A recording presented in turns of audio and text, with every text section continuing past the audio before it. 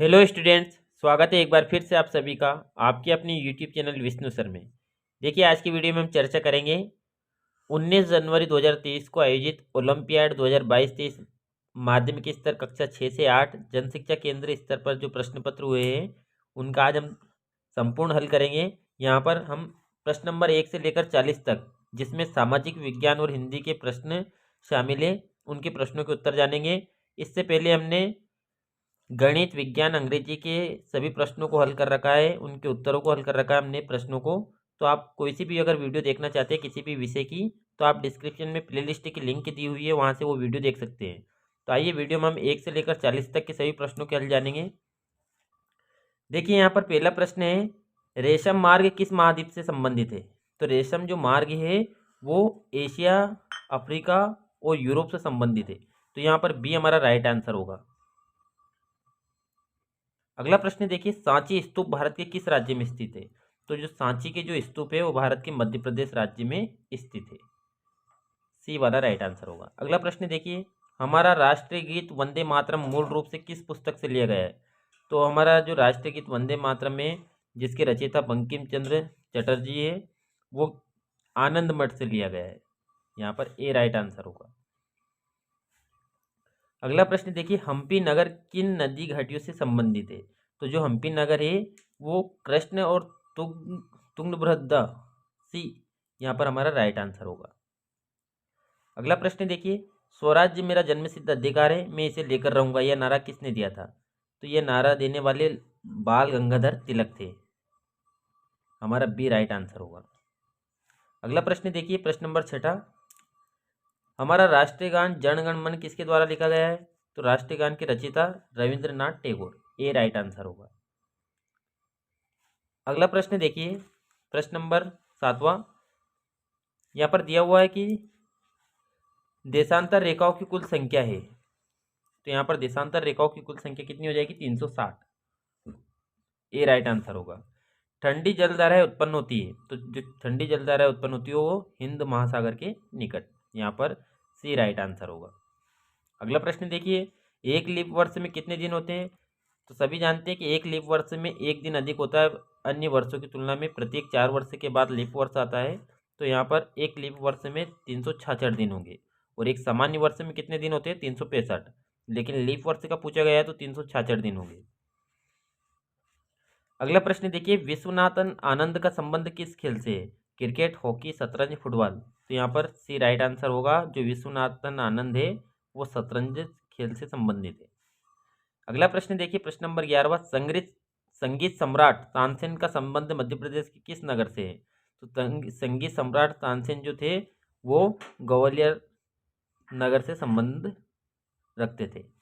अगला प्रश्न देखिए, निम्नलिखित में से कौन सा समूह सही नहीं है? पंजाब भांगड़ा, राजस्थान घूमर, तमिलनाडु भरतनाट्यम और गुजरात कथक।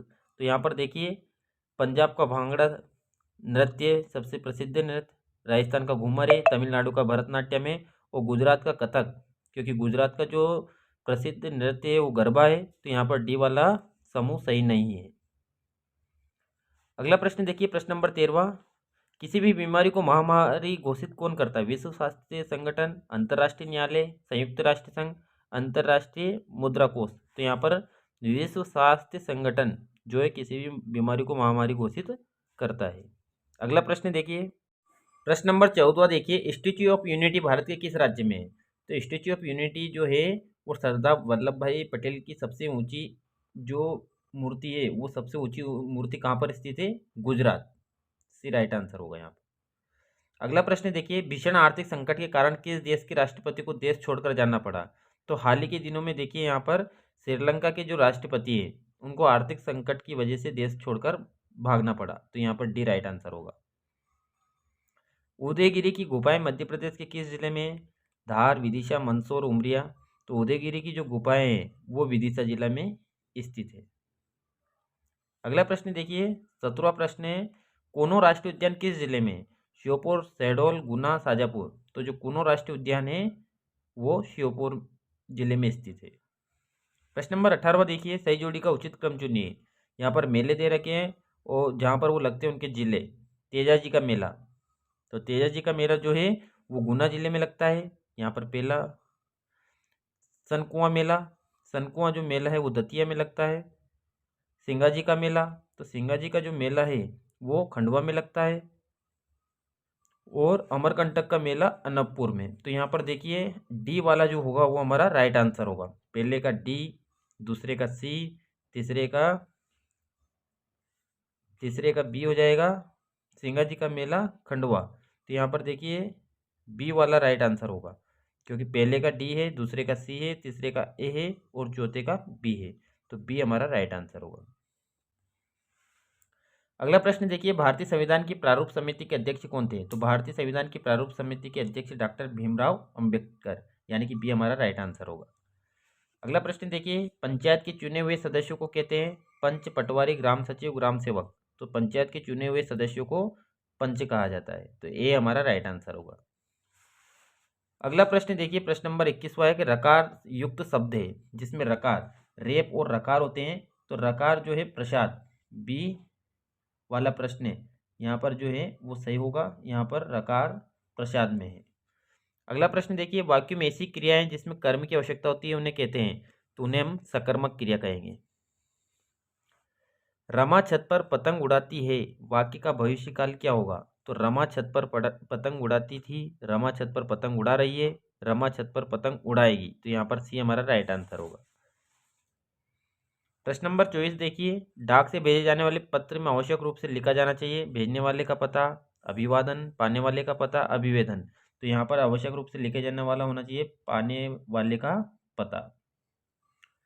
प्रश्न नंबर 25वां देखिए, रमेश के साथ कोई बेटा है, इसमें सर्वनाम क्या है?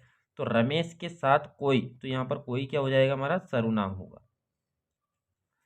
प्रश्न नंबर देखिए 26वां, यामिनी एवं रजनी पारिवाची शब्द है, स्त्री के, नदी के, फूल के, रात्रि के। तो रजनी और यामिनी जो है वो रात्रि के पारिवाची शब्द है। प्रश्न नंबर 27वां देखिए, अंधकार शब्द का विलोम होगा, अंधकार का विलोम क्या होगा? उजाला। तो यहाँ पर बी राइट आंसर होगा। प्रश्न नंबर 28वां देखिए, इनमें से शुद्ध वाक्य है, बिल्ली पानी पीता है, राधा पेन से लिखती है, खेलता है कंचे से रोकी, हिना दौड़ती है पैरों से। तो यहाँ पर देखिए शुद्ध वाक्य जो है वो है राधा पेन से लिखती है। तो बी राइट आंसर होगा। प्रश्न नंबर 29वां देखिए, जिस शब्द में एक या अधिक संख्या का बोध होता है उसे कहते हैं? तो लिंग, वचन, कारक, क्रिया। तो जिस शब्द से हमें एक या अधिक संख्या का बोध होता है उसे हम वचन कहेंगे। बी राइट आंसर होगा। प्रश्न नंबर 30वां देखिए, स्त्रीलिंग शब्दों का समूह है, बैल, बकरा, पिता, बेटा, बहन, पत्नी, गुलाब, कमल। तो यहाँ पर सी राइट आंसर होगा, क्योंकि स्त्रीलिंग शब्दों का समूह क्या होगा? बहन, पत्नी। प्रश्न नंबर 31वां देखिए, हिंदी वर्णमाला में कुल स्वर है, तो हिंदी वर्णमाला में कुल स्वरों की संख्या कितनी है? 11।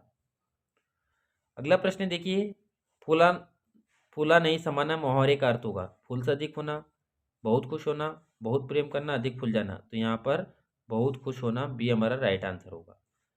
प्रश्न नंबर 33वां देखिए, क्या हमें खेलना चाहिए? वाक्य में विराम चिन्ह लगेगा, उद्धरण चिन्ह, पूर्ण विराम, योजक चिन्ह, प्रश्नवाचक चिन्ह।